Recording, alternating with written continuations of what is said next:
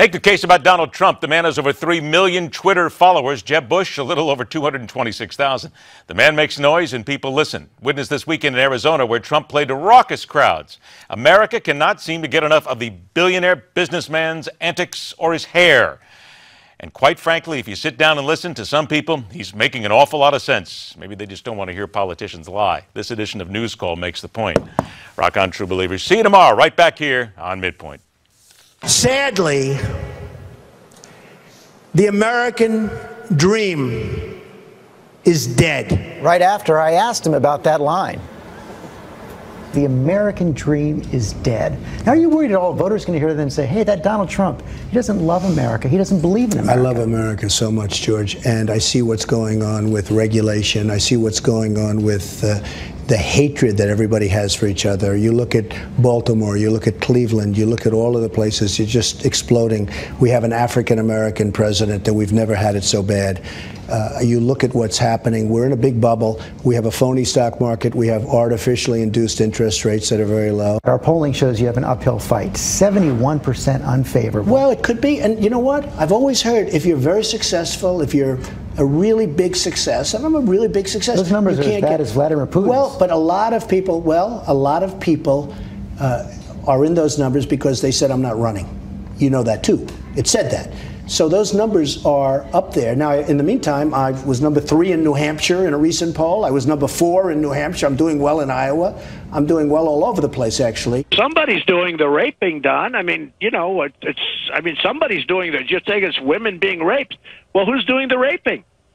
Who's doing the raping? In an interview with CNN last night, the real estate tycoon turned presidential candidate doubled down on his controversial comments about Mexican immigrants.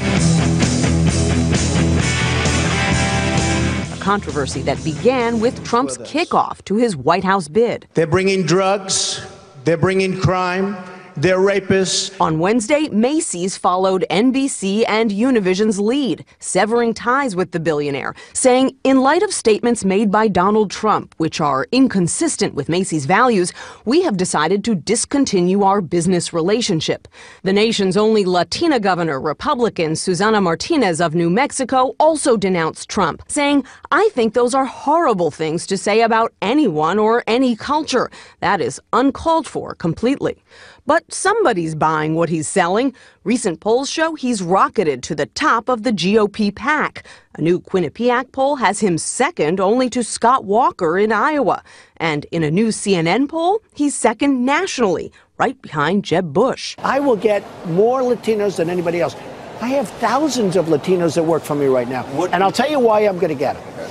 Because at the appropriate time, later on, probably after the primary situation is chosen, assuming I win, which I hope I do. I mean, I'm in it to win it. We'll see what happens.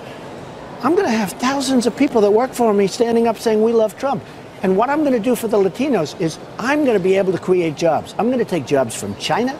I'm going to take jobs, from Mexico, from Japan, where they're sending in millions of automobiles all the time and we get nothing out of it. I'm going to take jobs back and bring them back into the country. And the Latinos are going to be able to work and make good money. They're going to vote for me. And I'll tell you what, I will take them away from Hillary Clinton. You're fired. NBC turned the tables on Trump today, announcing it would no longer air his Miss USA and Miss Universe pageants, and that it would explore ways to produce Trump's long-running show, The Apprentice, without him. And I'll sue them. I'll sue them big league. I do fine with lawsuits. Speaking in Chicago, Trump called the network weak. It's a problem with these public companies. They get a little bit of pressure and they immediately say, oh, gee, we can't be associated with it. A coalition of Latino groups had petitioned NBC to fire Trump for what they called his disgusting views about immigrants. They're bringing drugs. They're bringing crime. They're rapists. And some, I assume, are good people. Those comments were a striking contrast to his fellow Republican candidate, Jeb Bush, Ayúdenos en tener una campaña who breaks into Spanish every chance he gets. Can you guarantee that you don't have illegal or undocumented workers working for you in hotel projects or various projects? I can't guarantee it. How can anyone? We have 34 million in the country. I used to hear 11. Now I hear it's 34 million. I can't guarantee anything. But I can say this. We work very hard to make sure that everybody is legal as opposed to